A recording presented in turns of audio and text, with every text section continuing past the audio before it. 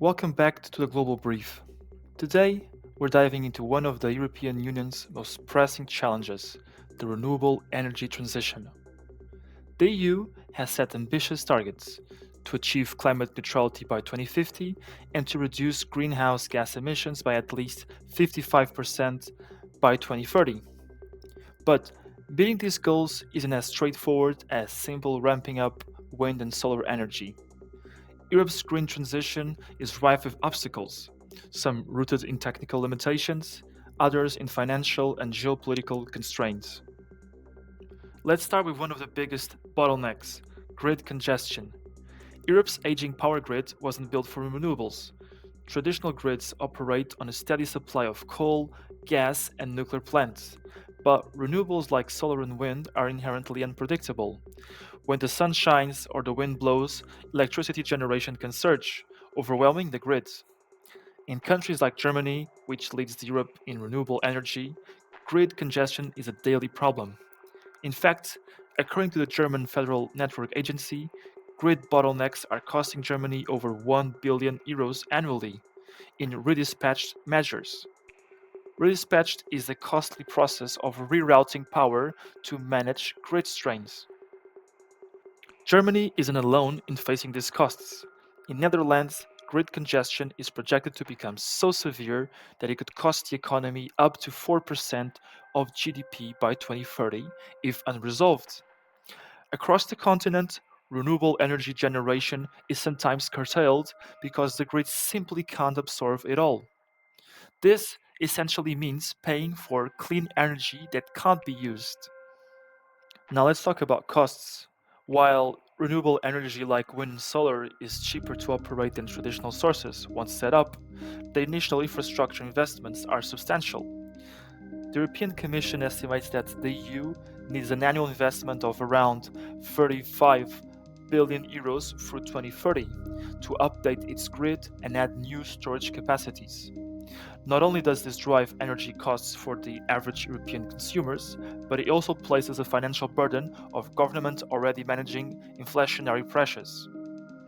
Add to this cost of energy storage, something essential for balancing renewable supply, battery storage, for example, can cost around $150 per megawatt hour, and scaling it to meet Europe's needs would require investment of hundreds of billions of euros.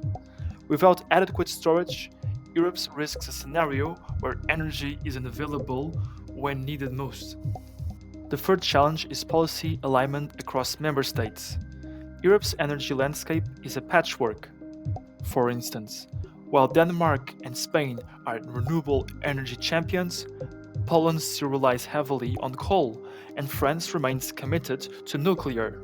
Such differences create friction in EU wide policies. Harmonizing regulations across 27 nations is difficult, especially when energy needs and economic conditions vary so widely, and energy independence is a pressing issue. The EU still relies heavily on imported natural gas, particularly from Norway, Algeria, and, until recent tensions, from Russia. This dependency raises security concerns, as seen during the 2022 gas crisis, which nearly doubled wholesale electricity prices across Europe. Geography plays a role here too. Southern European countries like Spain and Italy have abundant sunshine, perfect for solar power. Northern countries like the UK and Sweden have strong wind resources but limited sun exposure. This geographical divide necessitates transnational energy transfer. But achieving a seamless exchange is another massive challenge, requiring high capacity interconnectors between nations. The EU has committed to ensuring that member states' grid is 15% connected to its neighbors by 2030. However, building these interconnectors comes at a high cost, both financially and politically. So, with all these challenges, what is the EU doing about it? The European Green Deal earmarks billions of euros for renewable infrastructure, grid updates, and energy storage technologies. The EU Fit for 55 initiative aims to support countries transitioning to clean energy. However, Experts argue that these funds are still short of what's needed to meet the EU's ambitious targets. This underfunding could lead to bottlenecks, slower renewable adoption, and higher energy prices for consumers. In sum, the EU's green transition is an admirable endeavor, but one fraught with substantial hurdles. Between grid congestion, exorbitant costs, policy alignment issues, and geographical challenges, the EU faces a steep climb. Will Europe's ambitions to lead the world in clean energy prove resilient in the face of these obstacles, or will the pressures create fissures in the EU's unity for climate policy? Thank you for watching the Global Brief.